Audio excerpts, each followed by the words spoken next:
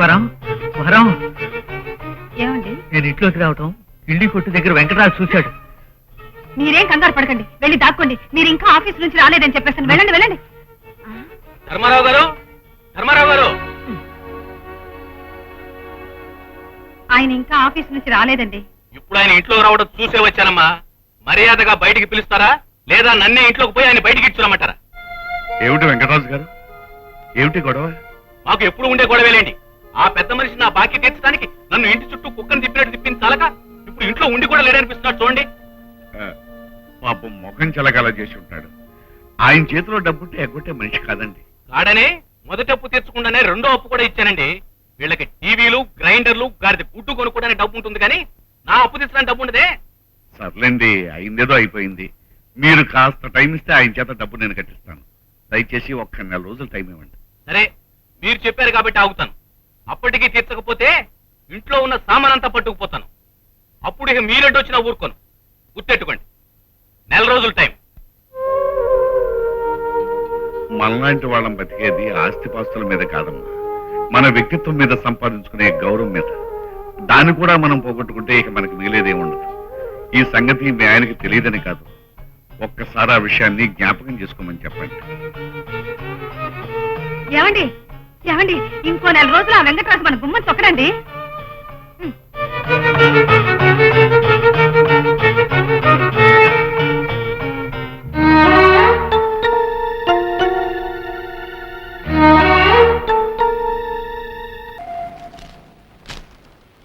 నమస్కారం బాబు.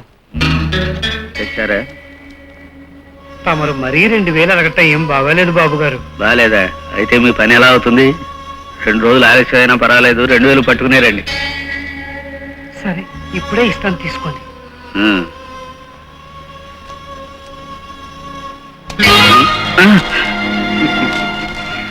మిస్టర్ ధర్మారావు, నీ లంచాల సంగతి తెలిసే నీ మీద నిఘా వేసి ఉంచాను. ఇప్పుడు రెడ్ హ్యాండెడ్ గా పట్టుబడ్డావు. You are suspended. జరిగిందంతా విన్నాను బాబు గారు. దీని గురించి అంతగా ఫీలింగ్ అయిపోనక్కర్లేదండి. మిమ్మల్ని సస్పెండ్ చేసిన ఆఫీసరు ఏదో పెద్ద నిజాయితీ పనులు అనుకుంటున్నారా? గతంలో నేను ఆయన దగ్గర కుకింగ్ పని చేశాను లేండి, అందుకని ఆయన సంగతి నాకు ఫుల్ గా తెలుసు. ఇంతకు ముందు కూడా ఈ ఆఫీసర్ గారు గుమాస్తాను సస్పెండ్ చేశాడు లేండి. అప్పుడు ఆయన ఏం చేశాడో తెలుసా అండి?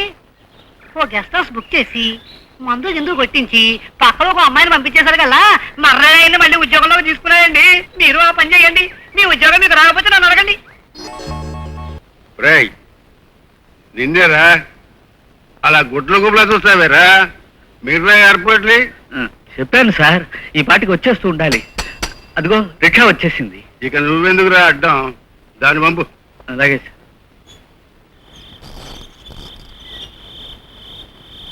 రామ్మా. సార్, అమ్మాయి వచ్చింది.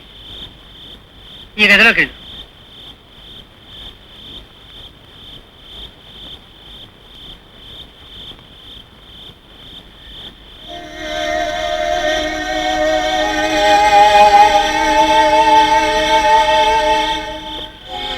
పొద్దుదాకా మీరు ఇక్కడే ఉంటారా? ఉండమనే అన్నారు. అయితే నాకు 200 ఇచ్చి మిగిలిన 200 అమ్మాయికి ఇచ్చేయండి. అలాగే. పొద్దుటే ఆ రిక్షాలో అమ్మాయిని వాళ్ళ ఇంటికి పంపించండి.